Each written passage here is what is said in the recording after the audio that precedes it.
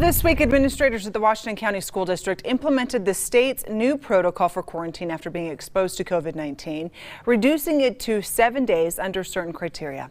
ABC4's Katie Corrales explains.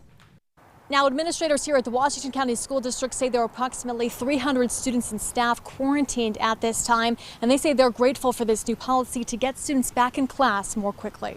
Typically, for each positive COVID-19 case, the school district has needed to quarantine about 20 other people, often an entire classroom. That's alarming, and that's something that we need to get a better control of. And that's why these guidelines from the governor's office, where we can lower the quarantine days from 14 to 7, is much more helpful in doing that.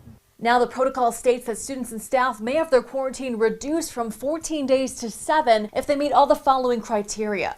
Both the person who tested positive and the individual exposed were wearing face masks at the time. The individual waits at least 7 days before submitting to a COVID-19 PCR or antigen test. The test results are negative and submitted to the principal or administrator, and the individual does not have any symptoms of the virus. Luckily, there are still no outbreaks within the Washington County School District. We do not have a single case of student to student, student to staff, or staff-to-student transmission. And with the governor's announcement Tuesday, for the next 2 weeks, administrators will need to be much more vigilant in enforcing mask wearing, such as with spectators at sporting events, both inside and outside. I think what we have been seeing in the past is that as people enter the stadium, they'll have their mask on, they'll be wearing it, but then once they get in, they've been taking it off. The district is asking the public to not become complacent with the guidelines to ensure schools can stay open and student athletes can continue to participate. Katie Corrales, ABC4 News.